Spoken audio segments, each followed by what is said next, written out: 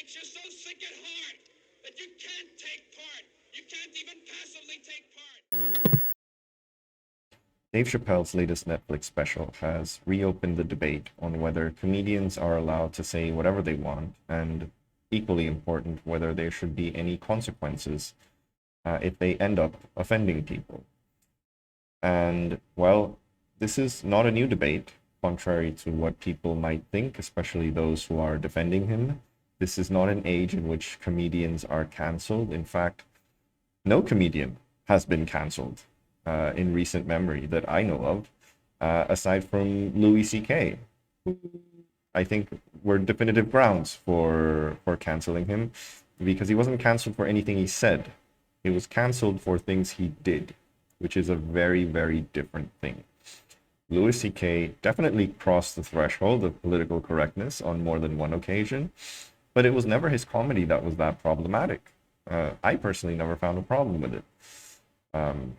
But yeah. And there's also the case that even Dave Chappelle, before this latest special, his comedy was mostly oriented around other topics rather than transphobia. And occasionally comedians will give will miss, they're hit and miss. They will miss occasionally. They will say something that is offensive, and they will be criticized for it, rightfully so. But if in the broader sense your act is more than just that, most people are willing to let it go. But this last Dave Chappelle special was just 1 hour of transphobia and homophobia. There was no redeeming quality beside that. So that is what I think was very problematic. Now, the question is, can you be politically incorrect? Can you be edgy? The answer is yes. Of course you can. But you have to understand how to make those jokes. You have to look, if you're gonna make jokes about uncomfortable situations or jokes against marginalized groups, you better make those jokes funny to them. I think that is like the baseline. If you make jokes about trans people that will get most trans people to laugh at them, I think you nailed it. And if you're a good enough comedian, you'll know how to do it. Dave Chappelle did not know how to do it, because all he did was stand up there for an hour trying to whitewash every single accusation against him. It was not a comedy act. Anyway, don't hear it from me, because I'm not a professional comedian. Hear it from the voice of one of the most politically incorrect comedians of the moment, Anthony Jeselnik. I'm a huge fan of this guy. He's probably my favorite comedian of the moment. I really love his act. I think his persona of like a serial killer doing stand-up comedy is brilliant, and his really dark humor, like dark one-liner humor, I think is just amazing. Doing one-liner jokes is really hard, like really, really hard, and he just does it to perfection. So I'm a huge fan of this guy. He jokes about everything, everything, and when this whole Dave Chappelle issue started exploding, I remembered an interview that I saw with him and Larry King. So I'm going to show a snippet of that interview, because I think he nails exactly what the challenge is for comedians today in the age of woke.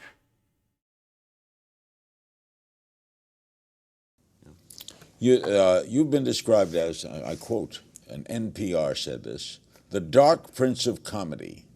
Jeselnik takes pride in joking about the topics you shouldn't joke about. Is everything on the table? Everything is on the table. And in fact, if I thought of a joke, if I thought of a topic that like, this is too much, this is too dark, this is too upsetting, then I would make it my like life's mission to find a joke about it. I would say if you think there's something that shouldn't be joked about, I've got at least 2 jokes about that. But my goal is to make you laugh at it. Like, I'm trying to do a good thing. I don't want to upset anyone. I do. But because you can't, if you're performing for 100 people, someone's going to be upset. But I'm trying to make someone laugh. Isn't there something about time limit? You can kid now about Lincoln going to the theater. Sure. I doubt you could have done it in 1865. I would have been the first one. I would have been because there's a tension there. If you can do it the day of, if you can make someone laugh the day of at a tragedy, it's the most amazing laugh You ever. can't make a laugh out of 9/11. It is almost impossible. 9/11, impossible. 9/11, Impossible. Louis had a joke maybe a week after 9/11. Louis C.K.? That's one of the greatest jokes. What was his ever. 9/11 joke? He said, you can tell how bad a person you are, how good a person you are by how long you waited after 9/11 to masturbate for the first time. And for him, it was in between the first and second tower. And I just thought, oh Okay, my, that's that's funny. And it's not even really talking about 9/11. It's a way. There are ways to do it, but it's very difficult. And if you miss, you are going to hear about it. You're going to get in trouble. Agreed. Are we too politically correct? I don't think so. I know this is unpopular for comedians to say, but I think that political correctness in this country has gotten more and more powerful over the past couple decades. But a lot of great things have come out of it. You know, you look at gay rights, you look at transgender acceptance, a furthering of racial equality. These are all things that came from PC, and it makes my job harder. But I don't want my job to be easy. As a comic, I want it to be difficult. I want the obstacle course to be master level. You know, so and that makes it tough. So you have. There we go. I think he absolutely nailed it. You know, yes, it is more difficult now. And we are right to criticize comedians who basically just pick the low-hanging fruit of punching down and making a whole act around bashing minorities. But you can make comedy about those topics. You can joke about trans people, just not the way that Dave Chappelle did it. So, you know, if I know there's a lot of people who feel really, really offended that Dave Chappelle has been criticized over his latest special, I dare you to say it to Anthony Jeselnik's face that Dave Chappelle, if he wanted to do a full hour of comedy about trans people, he couldn't have done it another way. But yeah, and like I said, this is an ongoing debate. It's not new. It's not that wokeism now is just the wokes are out of control and we can't do comedy and everyone's getting canceled. First of all, the issue is not what the problem that a lot of people have is they don't understand that just as Dave Chappelle has the free speech to say whatever he wants, and Netflix has this free speech to, promote as many specials as they want from him, people also have a right to complain. And that's the problem that these, anti-woke assholes don't understand. That same free speech that Dave Chappelle has is the same free speech people have in demanding him to be canceled. If you don't like that, then you don't like free speech, because you clearly just want it to be a one-way street in your favor. Now, if a sufficient volume of people manage to have a strong enough voice that gets the comedian canceled, hey, that's also free speech. Because like I said, this whole cancel culture bullshit has been inflated so over the top that people now use the word canceling as a synonym of criticism, which is ridiculous. Every time someone says something controversial and they get called out on it, they've been canceled. No, they haven't been canceled. The amount of people who have been genuinely canceled, as in their careers have ended, is very tiny. And among comedians, I can only think of Louis C.K. And like I said, not for something he said, nothing to do with his comedy, but because of something that he did that definitely deserved his cancellation. But everyone else, when they say J.K. Rowling has been canceled, dude, she has ongoing movie contracts. She can publish any book she wants at any time and it'll sell millions. That is not being canceled. Being legitimately criticized because you're a transphobic fuckhead is not canceling.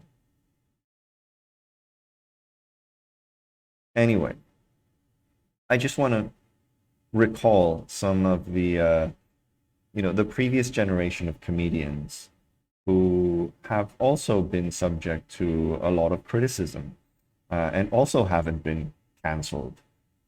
Which if their acts were like, if their controversy existed today, everybody would be saying that they've been canceled, which they haven't. And the first one is Andrew Dice Clay, because I'm actually old enough to remember when he was controversial, like when I was really, really, really young. I vaguely remember people like mentioning him. And Andrew Dice Clay, his act was incredibly sexist, but it was also, I think what a lot of people didn't understand about Andrew Dice Clay is that it was a persona, it was an act. I'm not sure he did the best job in the world to always present himself as hey, this is an act. And the way that he describes his act, and I'm going to show this snippet also from an interview with Larry King, is a kind of self-consciousness of that this was such an exaggeration of a type of person that exists. But you can believe him, or you can't, or you can choose not to. But the fact is, this type of comedy has always been controversial. Always. Whenever you push the bounds, it's been controversial. But people have a right to complain about it. And if enough people complain about it, and it does get them canceled, then that is also free speech. So here's a tiny snippet. He didn't really do it in a character form. I do it with the leather jacket and the attitude, and there's just no editing when I'm on stage. No, you're it from go to end, Yeah. right? That's the character. I mean, when I put on my jacket, I'm Dice. If Dice was to come out here and go, hey, Larry, what about what you do, eh? Okay, now that's Brooklyn. I knew guys like Dice. And that's you're what I from portray. Sheepshead Bay. Yeah. That's Dice is a guy we knew. Exactly. There's a lot of Dices around. Yeah, but in a way it's not, because the language is what makes it funny. Those characters exist, but I haven't really met anybody that'll talk like that. Because I've said it in interviews before, I wouldn't really hang out with a guy that talks like that and believes those things. You wouldn't like that guy? No, but comedically I think it's funny. Why?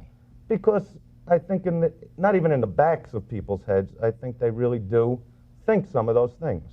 I think people do have one-night stands, and I think that people do get aggravated if they're online at the grocery and have one item and the guy in front of them has a basket.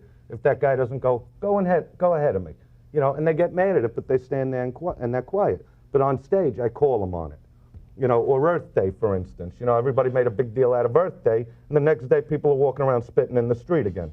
It's like a day to barbecue. I went to 28 barbecues that day. Oh, this is biodegradable. This is and the next day they're throwing the wrappers in the street. I mean, people are hypocritical,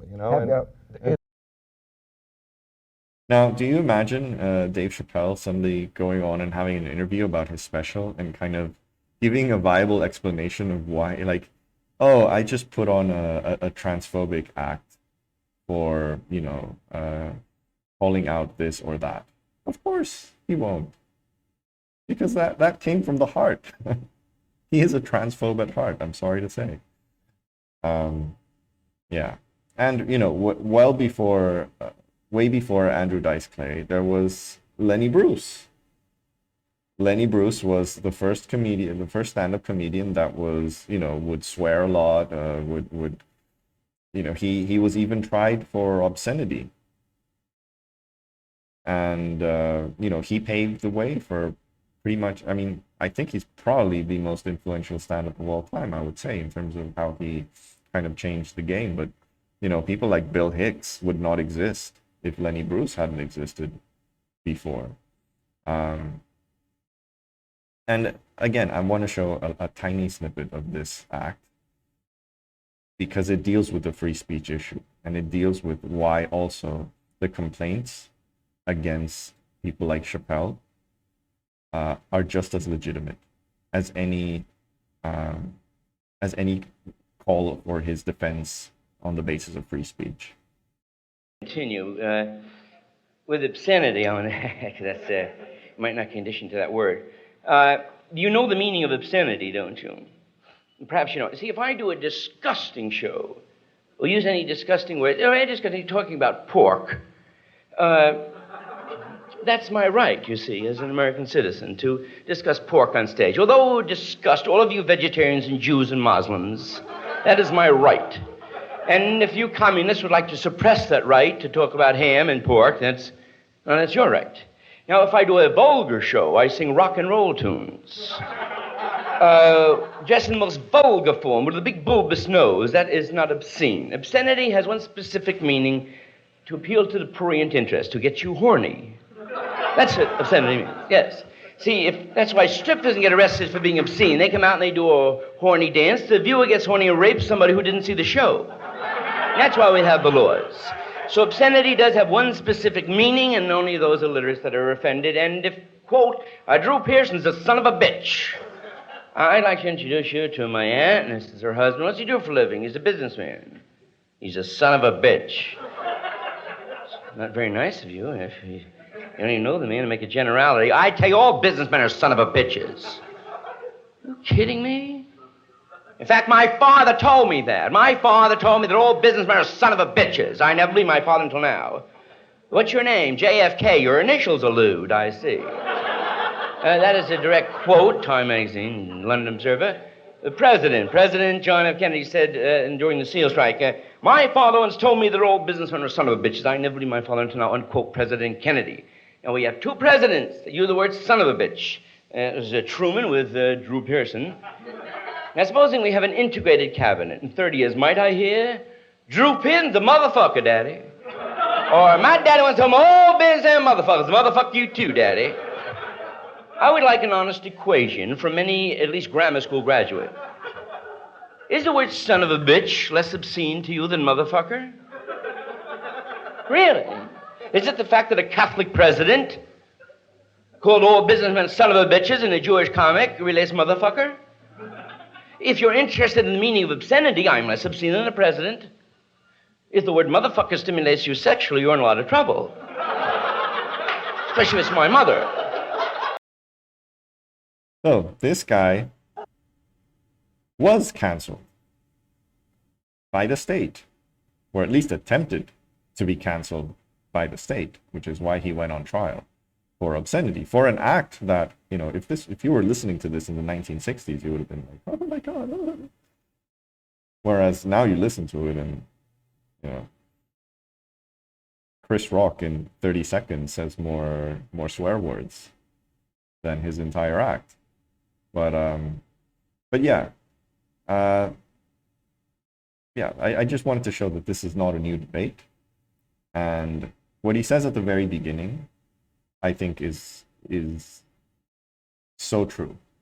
It's like, yeah, you have the right to say whatever you want. You can joke about pork, and if that offends the vegetarians and the Jews and the Muslims, well, so be it. But they also have the right to complain. And in the end, I think the market is a very good, in this case, the market of tolerance is a very good judge of who wins out. Because like I said, the people who have actually gotten canceled is very, very few. Very few of them. And usually for the right reasons. But very rarely has anyone been actually canceled for their free speech. And really, the issue here is not free speech. It's consequences from free speech. What the people who defend Dave Chappelle want is for him to be free of criticism for what he says. And that is why they dunk on the people, you know, the Netflix workers who had a walkout, or anyone who has dared say anything about him. That's really the issue. It's having consequences of free speech that they don't want. So that's not how the game is played. So, sure. In a nutshell, comedians, you can say whatever you want. But if you're not good enough and you decide to do punch down comedy, when you could have done better, and what you say doesn't fit in with the times, well, I guess you deserve to be canceled. But you won't. On that note, if you like this video, please like, please share. Most importantly, please subscribe, and I'll see you next time.